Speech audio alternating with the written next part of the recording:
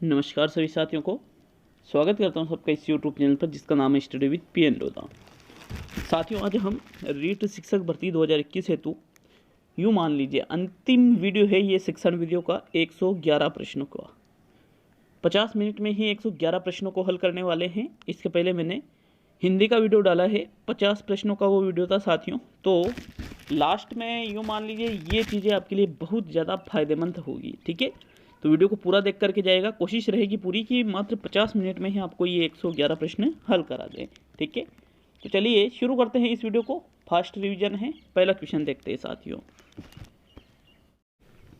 तो देखिए, पहला क्वेश्चन है, प्राप्त उद्देश्य वह शिक्षण उद्देश्य होते हैं जिन्हें मापन किया जा सकता है, मापन नहीं किया जा सकता है, वर्गीकरण में सहायक नहीं होते हैं, मानव व्यवहार में झलकते हैं। तो देखिए, प्राप्त उद्देश्य का मतलब होता है ऐसे उद्देश्य जिनकी प्राप्ति एक कक्षा शिक्षण में ही हम कर सके, उनको हम कहते हैं प्राप्त उद्देश्य। तो साथियों, इसका हम मापन कर सकते हैं। विकल्प नंबर 1 सही है पहले क्वेश्चन में। देखिएगा, दूसरे क्वेश्चन पे आते हैं। ज़्यादा दिन अब बचे नहीं हैं, आज 22 है, तो 23, 24, 25 तो हटा दीजिए, 23, 24 2 दिन और हम अच्छी तरह से पढ़ेंगे। 25 को हम आराम करेंगे, 25 को हम लाइव बात करेंगे साथियों। नो टेंशन रहो, विश्वास है खुद पे, इतने दिन से जुड़ रहे थे, नो टेंशन रहो बिल्कुल। एग्जाम में वही चीज़ें आएगी जो हमने पढ़ा है। बिल्कुल भी आपको फ्रस्ट्रेशन लेने की ज़रूरत नहीं है, बिल्कुल भी तनाव लेने की बिल्कुल भी ज़रूरत ही नहीं है, क्योंकि विश्वास है ना खुद पे। इतने दिन से 1 साल से तैयारी कर रहे हैं, 1.5-2 साल से तैयारी कर रहे हैं, और लास्ट के टाइम में हम क्या घबरा जाते हैं। तो ये घबराहट नहीं होना चाहिए, और होती है, मैं मानता हूँ होती है, स्वाभाविक सी चीज़ है, लेकिन नहीं होना चाहिए साथियों, क्योंकि खुद पे विश्वास रखो और वही चीज़ें आएगी जो हमने पढ़ी है, ठीक है। नो टेंशन होके एग्जाम हॉल में जाना और बिल्कुल बिंदास होके बाहर आना, और साथ में वापस चैनल पे आना वापस, ठीक है। सारी चीज़ें बताऊंगा, एक एक चीज़ें। जब पेपर हो जाएगा तो 26 के बाद में 27 को हर एक प्रश्न पे बात करेंगे, बताएंगे कि कहाँ से प्रश्न आया है, कैसे प्रश्न आया है, और आपको कैसे हल करना चाहिए था, ठीक है। बाकी आपका जो लेवल है उसी के अनुसार आपका पेपर होने वाला है, ठीक है। तो नो टेंशन लेने की ज़रूरत है। दूसरा क्वेश्चन देखेंगे। निगमन विधि का उपयोग है मानसिक क्षमता बढ़ाना, वैज्ञानिक दृष्टिकोण विकसित करना, सूत्र की स्थापना करना और सूत्र का प्रयोग करना। बता रखा है आगमन विधि अलग है, निगमन विधि अलग है, दोनों एक दूसरे की पूरक विधियां हैं। तो मानसिक क्षमता बढ़ाना, वैज्ञानिक दृष्टिकोण विकसित करना, सूत्र की स्थापना करना, तीनों ही चीज़ें किसके अंतर्गत आती है? आगमन विधि के अंतर्गत आती है। लेकिन ये जो चौथा विकल्प है सूत्र का प्रयोग करना, तो सूत्र का प्रयोग किस में किया जाता है? निगमन विधि में किया जाता है। मतलब चौथा विकल्प आपके दूसरे क्वेश्चन में सही है। नेक्स्ट प्रश्न नंबर 3 पे आते हैं। कौशलात्मक उद्देश्य के विशिष्टीकरण का उदाहरण है गणना कर सकेगा, निष्कर्ष निकाल सकेगा, गणितीय आकृतियां बना सकेगा, समस्या समाधान कर सकेगा। तो मैंने आपको अच्छी तरह से बता रखा है कि जहां कौशलात्मक उद्देश्य की बात की जाती है, गणित से संबंधित है, तो वहां पर आकृतियां बनाना वगैरह आ जाते हैं। तो गणितीय आकृतियां बनाना किसके अंतर्गत आएगा? कौशलात्मक उद्देश्य के अंतर्गत। तीसरा विकल्प तीसरे क्वेश्चन में सही है। नेक्स्ट प्रश्न नंबर 4। उपलब्धि परीक्षा एवं नैदानिक परीक्षा में अंतर होता है उद्देश्यों का, प्रकृति का, कठिनाई स्तर का, इनमें से कोई नहीं। तो भाई उपलब्धि परीक्षा में बालक की उपलब्धियां देखी जाती है, नैदानिक परीक्षा में बालक की कमजोरियां देखी जाती है, कठिनाइयां देखी जाती है। मतलब इन दोनों में उद्देश्यों का अंतर है, ये दोनों के उद्देश्य अलग अलग होते हैं साथियों। तो विकल्प 1 सही है चौथे में। नेक्स्ट प्रश्न नंबर 5। मूल्यांकन का निकटतम संबंध है विषय वस्तु से, मूल्यांकन विधियों से, उद्देश्यों से और सीखने की क्रियाओं से। तो मूल्यांकन क्यों किया जाता है साथियों? क्योंकि हमें ये पता चल सके कि जो हमने उद्देश्य निर्धारित कर रखे थे उनकी किस हद तक प्राप्ति हुई है, वो कहाँ तक पूरे हुए हैं साथियों। इस जांच के लिए ही, उन उद्देश्यों की पूर्ति के लिए ही मूल्यांकन किया जाता है। तो देखो, मूल्यांकन का निकटतम संबंध किससे हुआ? उद्देश्यों से हुआ। थर्ड विकल्प आपके 5वें क्वेश्चन में सही है। नेक्स्ट प्रश्न नंबर 6। सर्वप्रथम प्रोजेक्ट शब्द का किस विद्वान द्वारा प्रयोग किया गया? प्रोजेक्ट मतलब प्रयोजना, ठीक है। प्रयोजना इसका अर्थ होता है ना किलपेट्रिक, रिचर्ड्स, गिलबर्ट और स्किनर। तो मित्रों, सर्वप्रथम प्रोजेक्ट शब्द का प्रयोग रिचर्ड्स महोदय के द्वारा किया गया, जबकि प्रोजेक्ट विधि के जनक कौन है? किलपेट्रिक है, ठीक है। यहाँ सभी चीज़ें आपको बता रखी है, सभी बता रखी है। फर्स्ट डिवीजन है, पढ़ना जरूरी है लास्ट टाइम में, ठीक है। ओनली सेकंड विकल्प आपके 6ठे क्वेश्चन में सही है मित्रों। नेक्स्ट प्रश्न नंबर 7। बालक सोचने विचारने के बाद सही निर्णय ले सकता है, वह किस प्रकार के उद्देश्य की पूर्ति दर्शाता है? अभिवृत्ति, अभिरुचि, प्रशंसा और ज्ञानोपयोग। तो बालक सोचने समझने के बाद निर्णय लेना। तो साथियों, बालक क्या कर रहा है? सोच रहा है, समझ रहा है, सोच रहा है, विचार कर रहा है, फिर नहीं सही निर्णय ले पा रहा है। तो भाई सोचना, विचार करना, सोचना क्या है, एक अभिवृत्ति है साथियों हमारी, तो ये चीज़ें हमारी अभिवृत्ति से संबंधित है। विकल्प एक सही है आपके 7वें क्वेश्चन में। नेक्स्ट प्रश्न नंबर 8 पे आता, शिक्षण की प्रयोगशाला विधि में निम्न में से किस सिद्धांत का प्रतिपादन नहीं किया गया? करके सीखना, निरीक्षण से सीखना, स्थूल से सूक्ष्म की ओर सीखना, देखो सुनो और समझो। तो भाई प्रयोगशाला विधि में बालक प्रयोग करके सीखता है, उसमें करके सीखता है, चीज़ों को निरीक्षण से सीखना, इसमें भी ये चीज़ें हो सकती है, स्थूल से सूक्ष्म की ओर बढ़ता है, लेकिन देखो सुनो और समझो ये तीनों चीज़ें मुख्य रूप से प्रयोगशाला की विधि की न होकर के प्रयोग प्रदर्शन विधि की ये तीनों चीज़ें हैं। प्रयोग प्रदर्शन विधि की, जिसमें अध्यापक प्रदर्शन करता है प्रयोग का, छात्र देखता है, अध्यापक उसको समझाता है, छात्र सुनता है और समझता है। ठीक है, तो फोर्थ विकल्प आपके प्रयोग प्रदर्शन किया का है, न कि प्रयोगशाला का।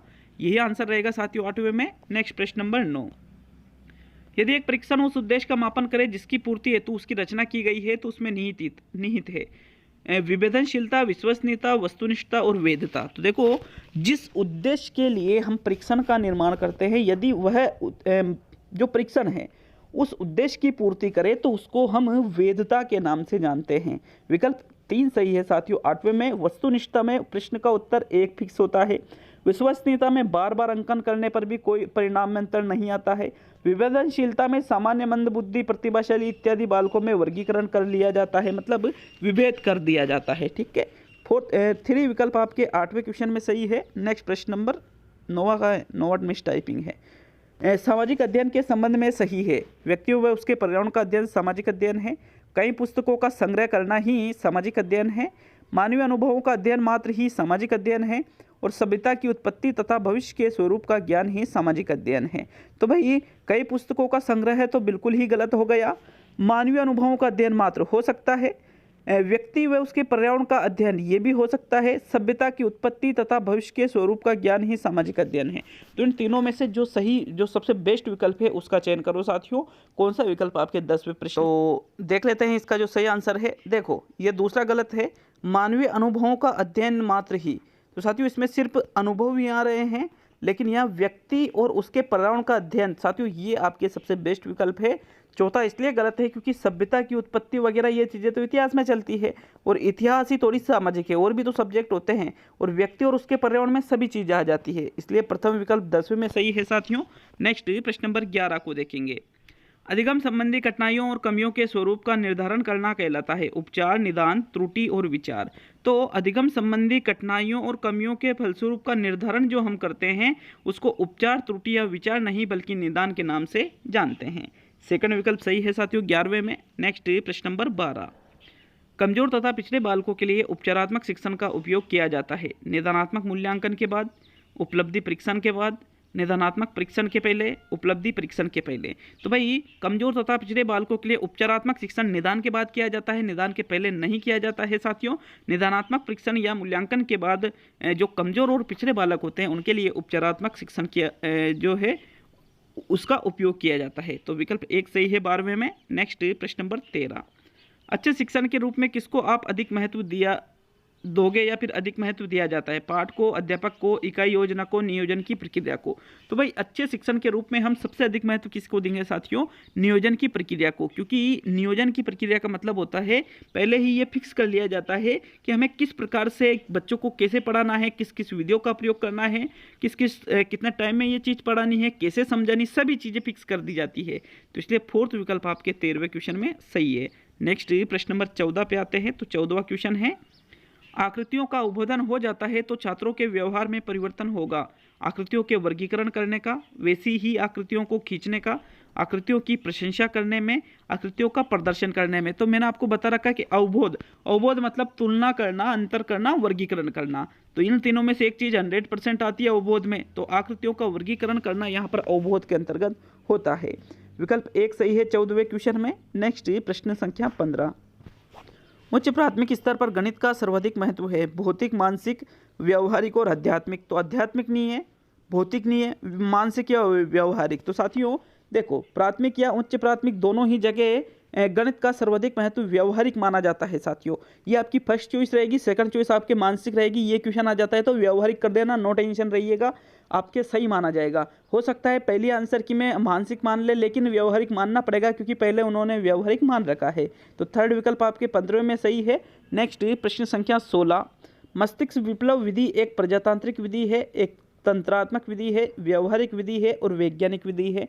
तो भाई मस्तिष्क विप्लव विधि व्यवहारिक, वैज्ञानिक, प्रजातांत्रिक तीनों ही है, एक तंत्रात्मक नहीं है। लेकिन फिर भी हम अगर हमारा जो फर्स्ट ओपिनियन रहेगा, हमारी जो फर्स्ट चॉइस रहेगी वो रहेगी साथियों प्रजातांत्रिक विधि है। कैसी विधि है? प्रजातांत्रिक। प्रजातांत्रिक मतलब जिसमें सभी को मुख्य भूमिका में रखा जाता है, किसी एक का दबदबा नहीं रहता है इसमें।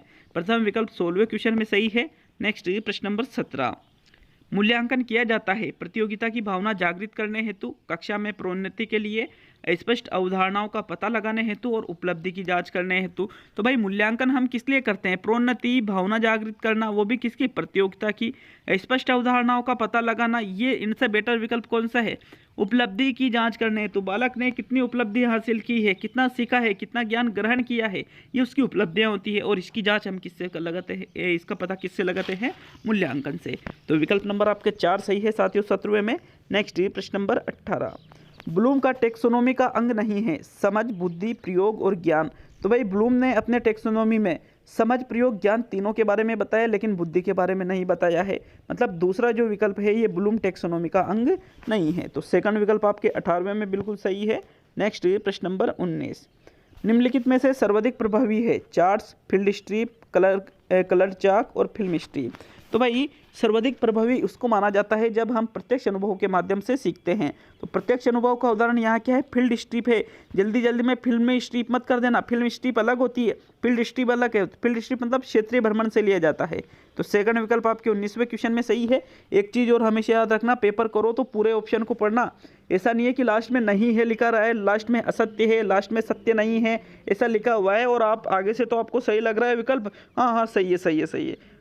भाई गोला लगा लो, नहीं है, प्रश्न क्या पूछ रहा है, ऑप्शन में भी देख लो, है, नहीं है इत्यादि। 4-5 क्वेश्चन आते हैं जो गलत कर देते हो आप ऐसे।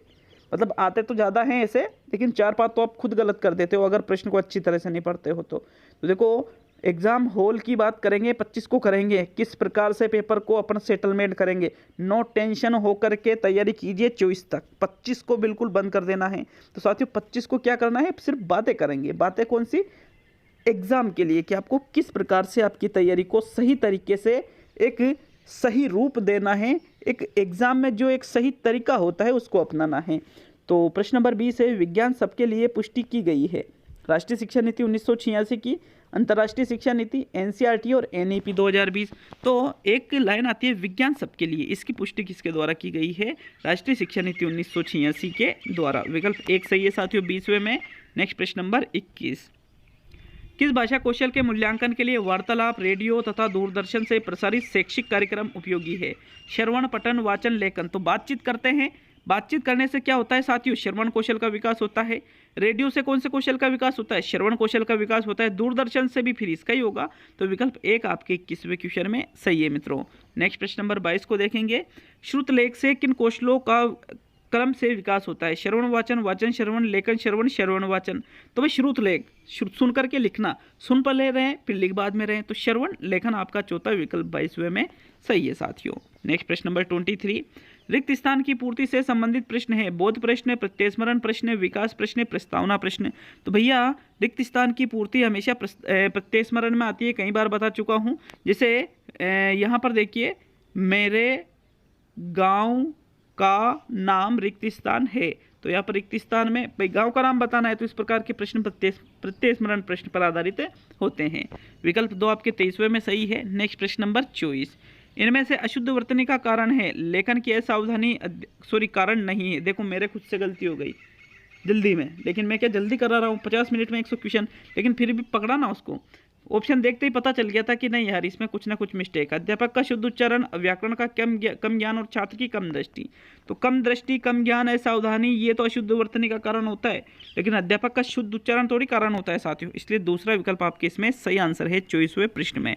प्रश्न 25, शिक्षा के बदलते परिवेश निम्न में से किस प्रकार के मूल्यांकन का अधिकतम महत्व है? शिक्षा के बदलते परिवेश में सतत, उत्पादक, आकस्मिक, व्यवहार। तो साथियों, शिक्षा के बदलते परिवेश में जो मूल्यांकन का सबसे अधिक महत्व है उस मूल्यांकन को हम सतत मूल्यांकन के नाम से जानते हैं, सतत एवं व्यापक मूल्यांकन के नाम से। विकल्प 1 सही है आपके 25वें में। नेक्स्ट प्रश्न नंबर 26। अच्छी वस्तुनिष्ठ परीक्षा में आवश्यक नहीं है विश्वसनीयता, वस्तुनिष्ठता, अभिव्यक्तता और व्यापकता। तो एक जो अच्छी वस्तुनिष्ठ परीक्षा होती है इसमें विश्वसनीयता का होना आवश्यक है, वस्तुनिष्ठता का होना आवश्यक है, व्यापकता का होना आवश्यक है, लेकिन अभिव्यक्तता इसका कोई भी गुण वस्तुनिष्ठ परीक्षा के संबंध में नहीं बताया जाता है। तो अभिव्यक्तता तो क्या निबंधात्मक परीक्षा का गुण है ये तो थर्ड विकल्प आपके 26वें में सही है। नेक्स्ट प्रश्न नंबर 27। परियोजना विधि निम्न में से किस अवधारणा पर आधारित है? पाठ्य पुस्तक केंद्रित, अध्येता केंद्रित, इकाई केंद्रित और सभी। तो भाई परियोजना विधि बाल केंद्रित एक शिक्षण विधि है, मतलब ये अध्येता केंद्रित पर आधारित है। सेकंड विकल्प आपके 27वें में सही है। नेक्स्ट प्रश्न नंबर 28। मूल्यांकन उपयोगी है विद्यार्थी की प्रगति जानने में, उपस्थिति जानने में, विद्यार्थी का आचरण जानने में, सभी। तो इसमें देखो आचरण और उपस्थिति गलत है, ओनली प्रगति जानने में ही मूल्यांकन उपयोगी होता है छात्र की। विकल्प 1 सही है 28वें में। नेक्स्ट प्रश्न संख्या 29। सृजनशीलता के विकास के लिए निम्न में से कौन सी क्रिया सर्वोत्तम है? रंगों की पहचान के खेल खेलना, चित्रपटन करना, वाद्य की सहायता से व्यायाम करना और खिलौने बनाना। तो सृजनशीलता की जहाँ पर बात की जाती है कौन सी क्रिया सर्वोत्तम है? खिलौना बनाना यहाँ सबसे बेस्ट विकल्प है। तो चौथा विकल्प आपके 29वें क्वेश्चन में सही है। तो साथियों प्रश्न नंबर 30 है, दो भाषाओं का तुलनात्मक अध्ययन किस विधि में किया जाता है?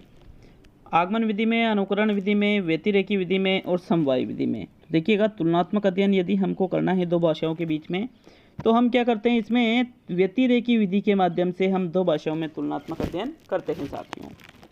विकल्प नंबर 3 सही हो जाता है 30वें क्वेश्चन में। नेक्स्ट प्रश्न नंबर 31। भाषा सीखने का व्यवहारवादी दृष्टिकोण पर बल देता है किस पर?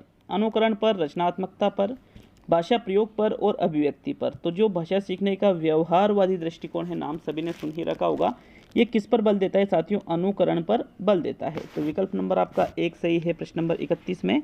नेक्स्ट प्रश्न नंबर 32 पे आते हैं। तो आपके 32वां क्वेश्चन, व्याकरण की समझ को संदर्भपरक प्रश्नों के माध्यम से आंकना पूर्णतः उचित है, आंशिक रूप से उचित है, पूर्णतः असंभव है, बिल्कुल अनुचित है। तो 32वें क्वेश्चन में राइट आंसर क्या रहेगा? जो व्याकरण की समझ है इसको यदि आप संदर्भपरक प्रश्नों के माध्यम से आकलन इसका करते हो तो ये पूर्णतः उचित माना जाता है। विकल्प 1 सही है 32वें में। नेक्स्ट प्रश्न नंबर 33। हिंदी भाषा के प्रति रुचि उत्पन्न करना किस उद्देश्य के अंतर्गत आता है? उच्च स्तर पर छात्रों के लिए, नैतिक स्तर के छात्रों के लिए, माध्यमिक स्तर के छात्रों के लिए और प्राथमिक स्तर के छात्रों के लिए। तो भाई रुचि उत्पन्न करने की बात की जा रही है। रुचि हिंदी भाषा के प्रति यदि आपको उत्पन्न करना है तो ये किस स्तर के छात्रों के लिए सही रहेगा? 33वें क्वेश्चन में आपको सही आंसर देना है मित्रों। रुचि उत्पन्न करना प्राथमिक स्तर के छात्रों के लिए होता है। चौथा विकल्प आपके सही है 33वें में। कल सुबह 7 से 8 के बीच में मेगा टेस्ट है पूरे 150 प्रश्नों का। अंतिम टेस्ट मान लीजिए मेरा इस यूट्यूब चैनल का रीड के लिए, तो ठीक है, क्योंकि इस बेस्ट आपको मिलने वाला है उस टेस्ट में, तो वो टेस्ट और उसके बाद सीधा रीड का ही टेस्ट होगा, मतलब 26 को ही। तो इतनी कोशिश रहेगी कि भाई जो अनुभव आपको रीड में हो, तो ऐसा नहीं हो कि आपको ऐसा लगे कि यार ये कहाँ आगे, ये कौन सा पेपर दे दिया, इसमें तो कुछ समझ ही नहीं आ रहा है इत्यादि जैसी चीज़ें। हालांकि होगी नहीं, कोई दिक्कत ही नहीं है, नो टेंशन रहो आप तो बिल्कुल भी, क्योंकि जो पढ़ा है वही आना है आपके। अब देखिएगा आप, फिर भी एक कोशिश रहेगी कि भाई बहुत ही अच्छा आपका एक प्रैक्टिस के रूप में टेस्ट लिया जाए साथियों। तो नेक्स्ट प्रश्न नंबर 34। सीता वाद्य यंत्र किस तरह की शिक्षण सामग्री है? दृश्य, श्रव्य, श्रव्य दृश्य और इनमें से सभी। तो 34वें क्वेश्चन में देखिएगा सीता वाद्य यंत्र की बात की जा रही है, ये एक श्रव्य सामग्री होती है साथियों। यहाँ आपका दूसरा विकल्प बिल्कुल सही है प्रश्न संख्या 34 में। नेक्स्ट प्रश्न नंबर 35 देखेंगे। डाल्टन विधि के प्रवर्तक है Montessori, Gandhi, Caldwell, Cook, Helen Park. तो साथियों देखिए डाल्टन विधि के जो प्रवर्तक है, किसके द्वारा डाल्टन विधि दी गई थी? मिस हेलन पार्क हस्ट के द्वारा। महात्मा गांधी, मॉन्टेसरी या कोल्डवेल कुक इसमें नहीं है। फोर्थ विकल्प आपके 35वें में सही है। नेक्स्ट प्रश्न नंबर 36। मौन वाचन शिक्षण का उद्देश्य है मनन शक्ति, तीव्र उच्चारण, सुलेख और भाव प्रकाशन। तो साथियों मौन वाचन जो शिक्षण है इसका उच्चारण इसमें किया नहीं जाता है, लिखा इसमें जाता नहीं, भाव को प्रकाशित नहीं किया जाता है, बल्कि मनन शक्ति इसका मुख्य उद्देश्य माना जाएगा विकल्पों को देखते हुए। तो विकल्प नंबर 1 सही है 36 में। नेक्स्ट ये प्रश्न नंबर 37। निम्नलिखित में से मौखिक अभिव्यक्ति का रूप है शुद्ध वर्तनी, सुलेख, श्रुतलेख और आशुभाषण।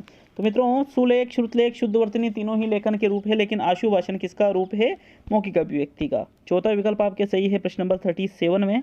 नेक्स्ट प्रश्न संख्या 38 पे आते हैं, तो आपके 38वां क्वेश्चन, लेखन कुशलता में विकास करने के लिए सबसे कम महत्वपूर्ण है प्रतिलिपि, अधूरी कहानी को पूरा करना, कविता का कहानी, कविता आदि का सृजनात्मक लेखन और आंखों देखी घटना को लिखना।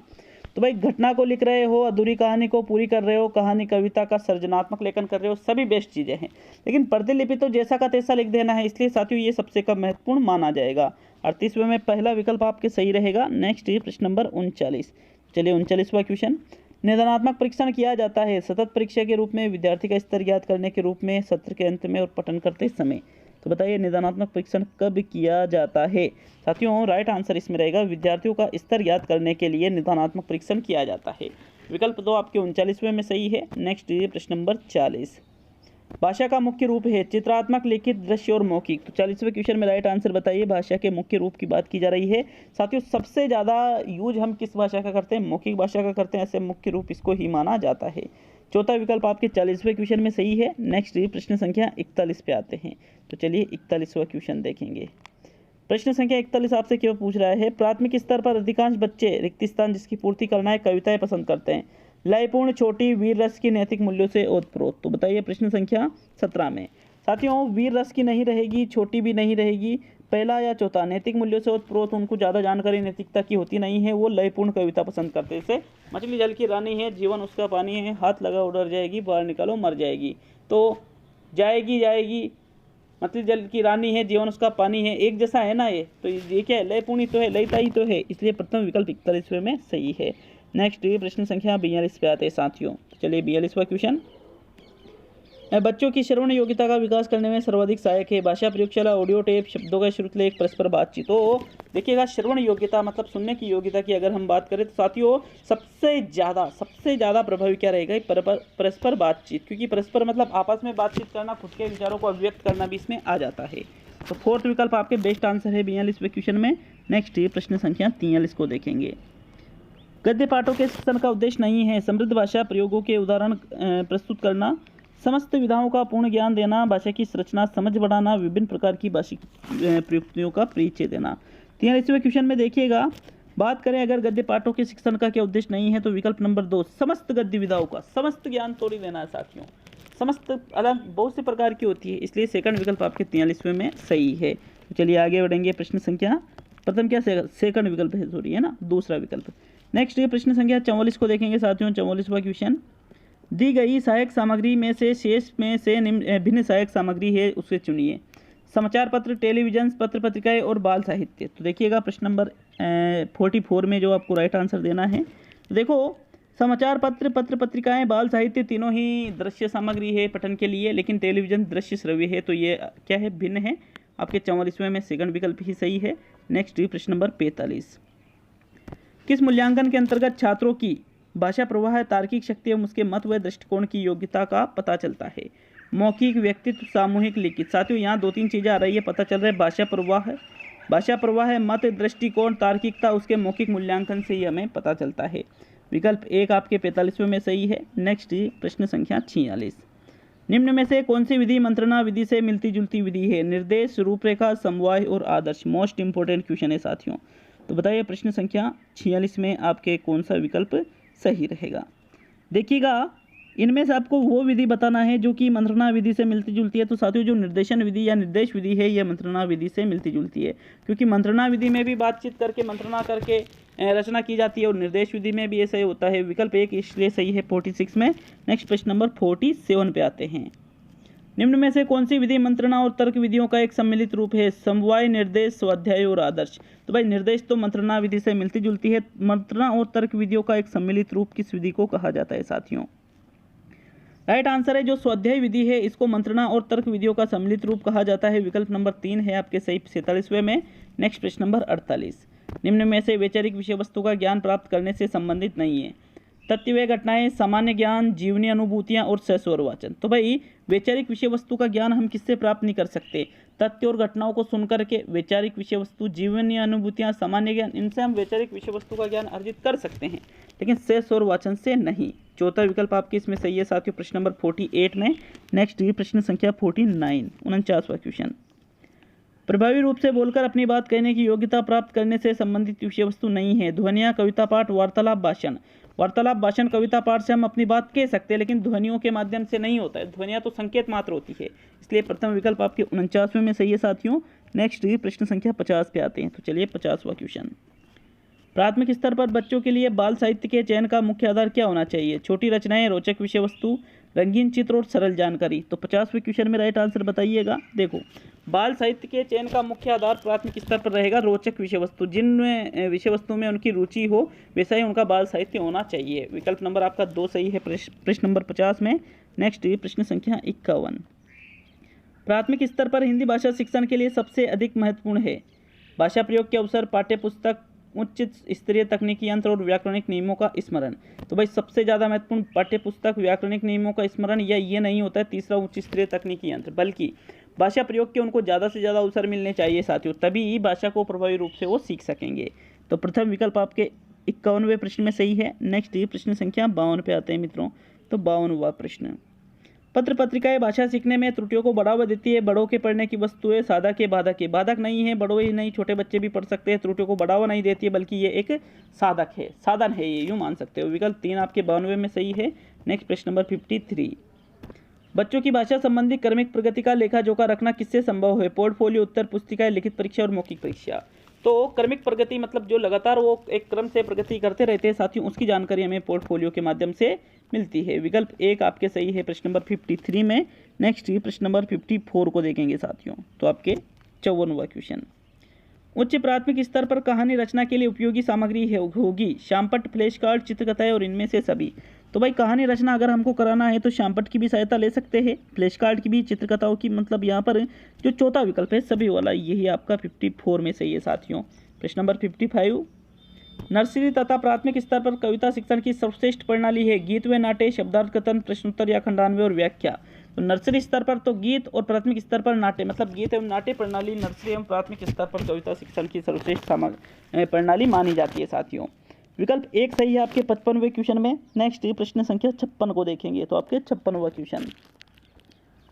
प्रोजेक्ट विधि में शिक्षा प्रदान की जाती है सैद्धांतिक, जीवन उपयोगी, बेसिक और नैतिक। तो भाई प्रोजेक्ट विधि, परियोजना विधि में नैतिक शिक्षा, बेसिक शिक्षा, सैद्धांतिक नहीं बल्कि जीवन उपयोगी शिक्षा प्रदान की जाती है।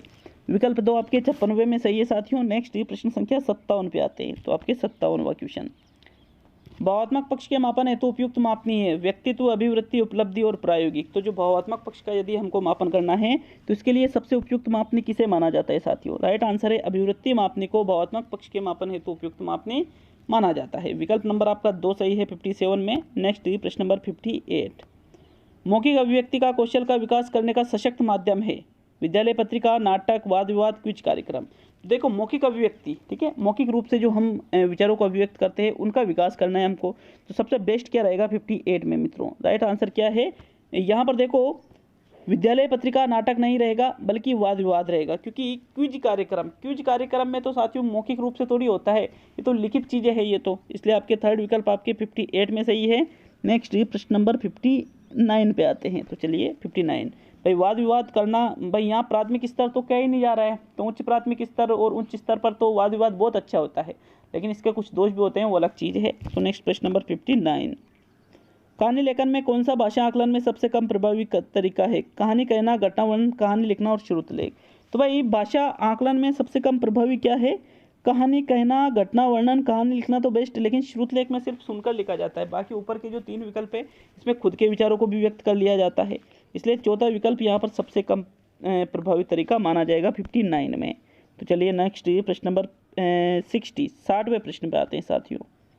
निम्न में से कौन मौन पठन का प्रकार नहीं है? सस्वर, मौन, अर्थ पठन, ध्रुत पठन। तो साथियों देखो सस्वर पठन तो भाई स्वर सहित किया गया पठन है, तो फिर ये मौन पठन का प्रकार रहेगा ही नहीं।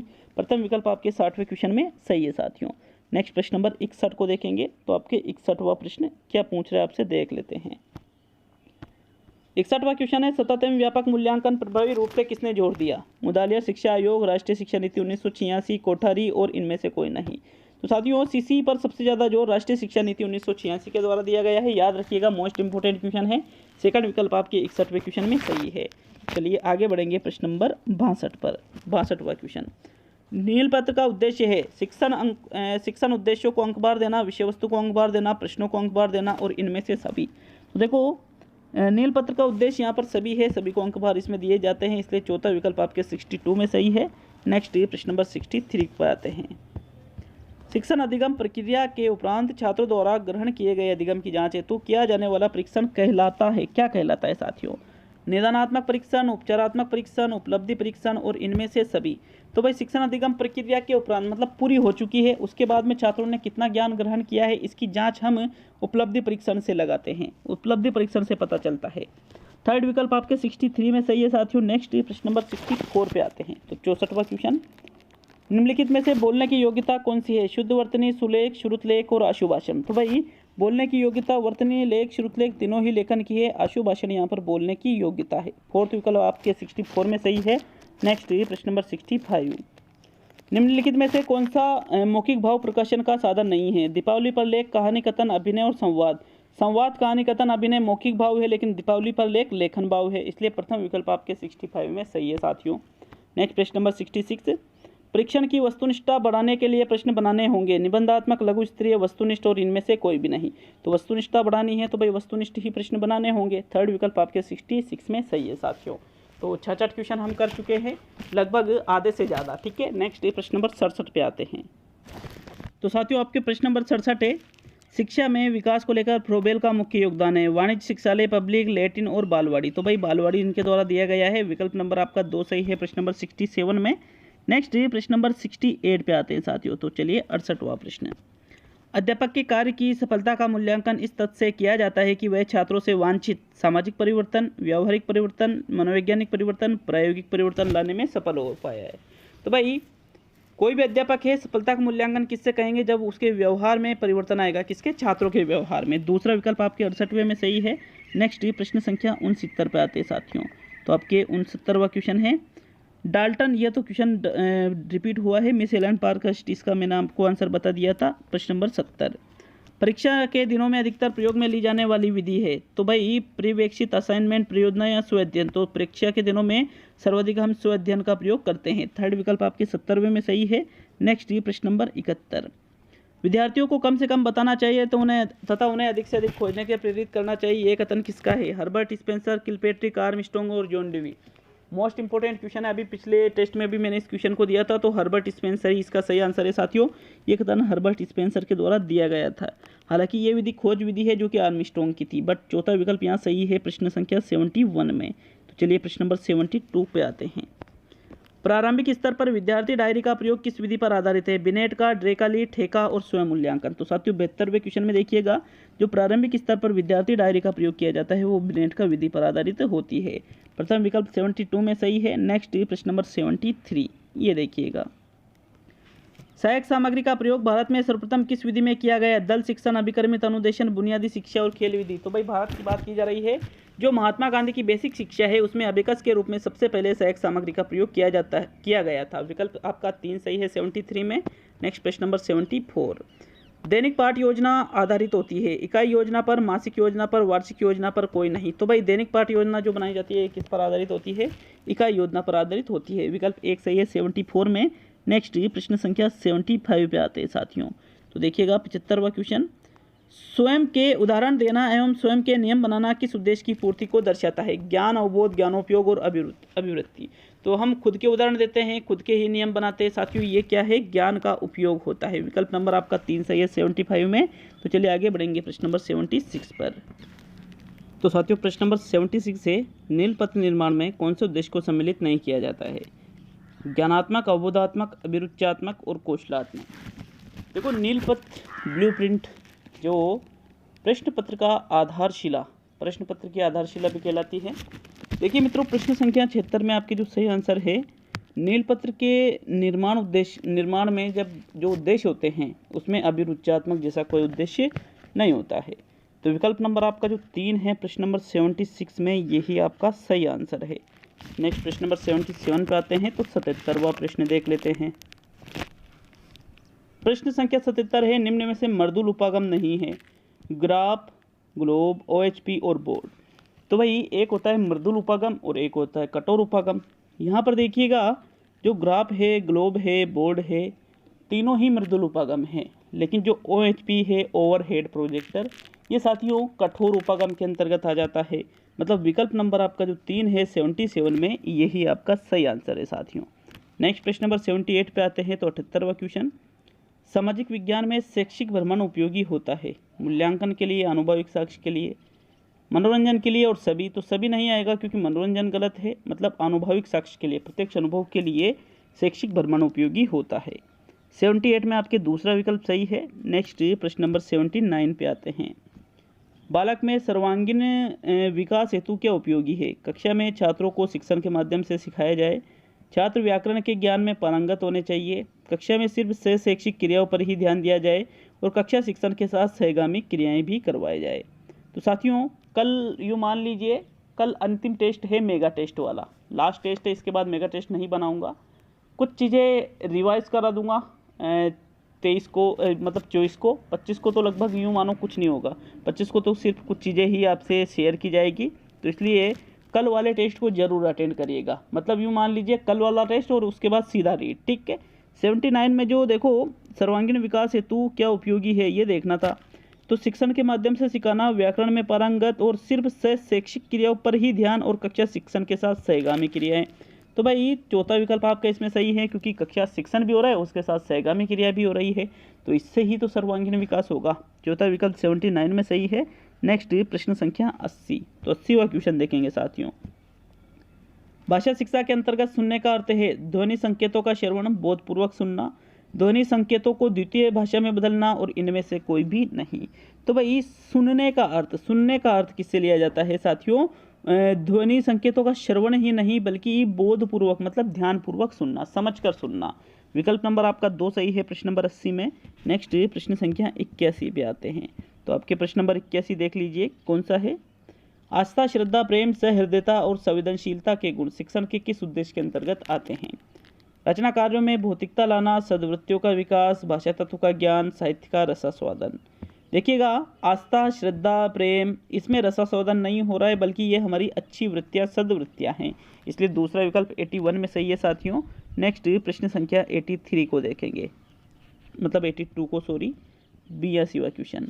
मौन पठन के विषय में धारणा है कि इससे उच्चारण संबंधी अशुद्धियाँ दूर हो जाती है, पठन की गति सामान्य हो जाती है, आदर्श वाचन के तुरंत बाद किया जाता है, एकाग्रचित होकर पढ़ने का अभ्यास किया जाता है। तो भाई मौन पठन मतलब मन ही मन, मतलब एकाग्रचित, ध्यान बांध करके जो हम पढ़ाई करते हैं साथियों, वो ही मौन पठन कहलाता है। तो चौथा विकल्प सही है, इससे एकाग्रचित होकर पढ़ने का अभ्यास होता है। 82 में फोर्थ विकल्प। नेक्स्ट प्रश्न नंबर 83 को देखेंगे। तो 83वां प्रश्न। वार्षिक योजना प्रमुख रूप से उपयोगी है छात्रों के लिए, अभिभावक के लिए, शिक्षक के लिए, विद्यालय के लिए। तो भाई वार्षिक योजना किसके लिए बनाई जाती है? वार्षिक योजना का निर्माण अब किसके लिए किया जाता है? इन चारों में से सही विकल्प का चुनाव करो साथियों। तो वार्षिक योजना मुख्य रूप से शिक्षक के लिए होती है, जिसमें संपूर्ण वर्ष भर का ये पता होता है कि भाई मुझे संपूर्ण वर्ष भर में कौन कौन सी चीज़ें बच्चों को पढ़ानी है, इसलिए थर्ड विकल्प आपके 83 में सही रहेगा। नेक्स्ट प्रश्न संख्या 84 को देखेंगे। तो आपके 84वां क्वेश्चन है साथियों। अनुकरण विधि रचना के लिए उपयुक्त है, प्रारंभिक स्तर, माध्यमिक स्तर, उच्च स्तर और कोई भी नहीं।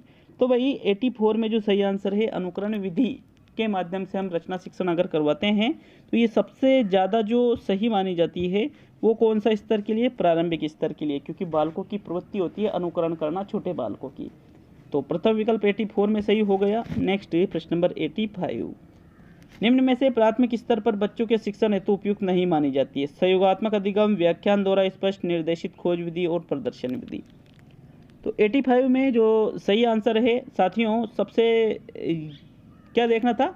उपयुक्त नहीं मानी जाती है। तो व्याख्यान द्वारा स्पष्टीकरण प्राथमिक स्तर पर नहीं माना जाता है अच्छा, क्योंकि बच्चों में व्याकरण में क्या होता है, अध्यापक ही सक्रिय है, छात्र तो निष्क्रिय होते हैं, इसलिए फिर ये ज़्यादा सही नहीं है साथियों। तो सेकंड विकल्प 85 में सही हो जाता है। नेक्स्ट प्रश्न संख्या 86 को देखेंगे। तो 86वां क्वेश्चन। कौन सा गुण वस्तुनिष्ठ परीक्षण का नहीं है? वेद, विश्वसनीय, संपूर्ण पाठ्यक्रम का मापन और व्यक्तिनिष्ठ। तो एक जो वस्तुनिष्ठ परीक्षण होता है वो वेद होता है, विश्वसनीय होता है, संपूर्ण पाठ्यक्रम का भी मापन करता है, लेकिन व्यक्तिनिष्ठ वो नहीं होता है। तो आपके फिर जो चौथा विकल्प है 86 में, यही आपका आंसर है साथियों। कौन सा? चौथा विकल्प। नेक्स्ट प्रश्न नंबर 87 पे आते हैं। तो आपके 87, सबसे ज़्यादा विश्वसनीय प्रश्नावली कौन सी है? व्याख्यात्मक, मौखिक, वस्तुनिष्ठ और प्रायोगिक। तो सबसे ज़्यादा विश्वसनीय प्रश्नावली किसको माना जाता है? जो प्रश्नावली वस्तुनिष्ठ हो साथियों, मतलब जिनका फिक्स उत्तर होता है, संपूर्ण पाठ्यक्रम का मापन करती है, जिसमें विश्वसनीयता ज़्यादा पाई जाती है, ये जो विभेदकारिता हो। तो साथियों ये सभी चीज़ें ही लगभग वस्तुनिष्ठता में होती है, इसलिए थर्ड विकल्प 87 में सही है। तो चलिए नेक्स्ट प्रश्न नंबर 88 को देखेंगे। आपके 88वां क्वेश्चन, सामाजिक शिक्षण की पाठ्य पुस्तक अनुरूप होनी चाहिए किसके? लेखक के, शिक्षक के, विद्यार्थी के या सरकार के।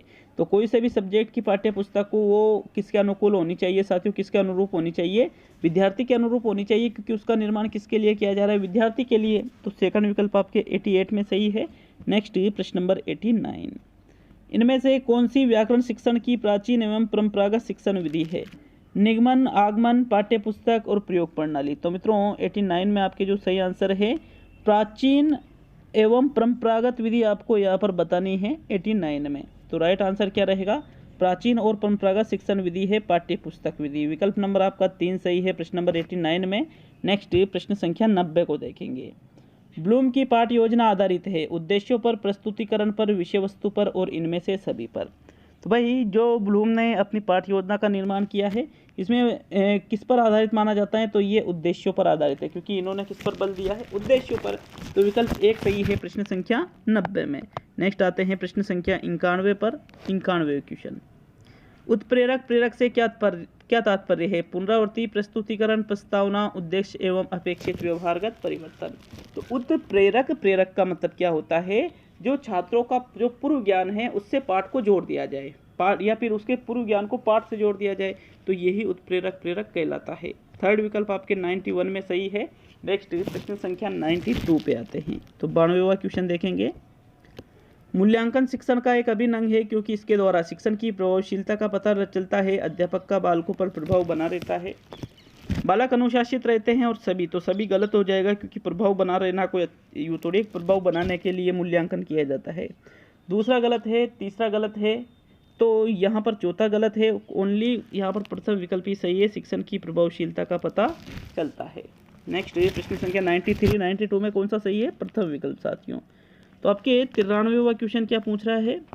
बालक के सर्वांगीण विकास की जांच करने की उपयुक्त विधि मानी जाती है परीक्षण, मूल्यांकन, मापन और इनमें से सभी। तो सर्वांगीण विकास की जांच करने की जो उपयुक्त विधि है वो मूल्यांकन को माना जाता है, क्योंकि सर्वांगीण विकास की जो जांच है वो मूल्यांकन के माध्यम से ही हो पाएगी। सेकंड विकल्प 93 में सही है मित्रों। नेक्स्ट प्रश्न नंबर 94, विभेदकारी परीक्षा अंतर करती है सामान्य बालकों में, कमजोर बालकों में, प्रतिभावान बालकों में और इनमें से सभी। तो विभेदकारी में सभी के बीच अंतर किया जाता है, इसलिए 94वें क्वेश्चन में आपके चौथा विकल्प सही है साथियों। नेक्स्ट प्रश्न संख्या 95, विद्यार्थी पाठ या इसके किसी भाग को अच्छी प्रकार से समझ रहे हैं या नहीं, इसके लिए उपयुक्त है गृह कार्य, बोध प्रश्न, मौन वाचन और व्याख्या। तो भाई जैसे आप कोई पाठ पढ़ा रहे हो तो आपको ये पता लगाना है कि भाई समझ रहे या नहीं समझ रहे, तो फिर आप किस प्रकार के प्रश्न करोगे? गृह कार्य, मौन वाचन, व्याख्या नहीं, बल्कि बोध प्रश्न हम वहाँ पर उनसे करेंगे साथियों। सेकंड विकल्प आपके 95 में सही है। नेक्स्ट प्रश्न नंबर 96, प्रश्न पत्र में प्रश्नों की संख्या बढ़ाने से परीक्षा का निम्नलिखित गुण अधिक प्रभावित होगा? वस्तुनिष्ठता, उपयोगिता, व्यापकता और वैधता। तो भाई यदि हम प्रश्न पत्र में प्रश्नों की संख्या बढ़ा देते हैं, अब संख्या बढ़ाने से क्या होता है साथियों, वो संपूर्ण पाठ्यक्रम का मूल्यांकन करेगा, मतलब उसमें व्यापकता संबंधी गुण प्रभावित होगा। थर्ड विकल्प आपके इसमें सही है 96 में। तो देखिएगा 96 में आपके थर्ड विकल्प सही रहेगा। नेक्स्ट प्रश्न संख्या 97 पे आते हैं। संवाद पाठ के शिक्षण में विद्यार्थी के लिए सबसे अधिक प्रभावकारी उद्योतन सामग्री है? मौखिक उदाहरण, श्यामपट्ट कार्य, मॉडल और टेप रिकॉर्डर। 97 में थोड़ा सा सोच लीजिए। तो देखिएगा संवाद मतलब जिसमें बातचीत की जाती है। तो साथियों बातचीत में सबसे ज़्यादा प्रभावकारी उद्योतन सामग्री किसको मानेंगे? प्रश्न संख्या 97 में मॉडल को नहीं मानेंगे, श्यामपट्ट कार्य को भी नहीं मानेंगे, क्योंकि दोनों में यहाँ पर बातचीत नहीं हो रही है, या तो पहला रहेगा या चौथा रहेगा साथियों। तो 97 में देखिएगा संवाद पाठ का शिक्षण आप करवा रहे हो तो सबसे ज़्यादा उपयोगी टेप रिकॉर्डर को माना जाएगा, क्योंकि टेप रिकॉर्डर में जो आवाज़ है वो रिकॉर्ड हो जाती है, उसको आप दोबारा भी सुन लेते हो।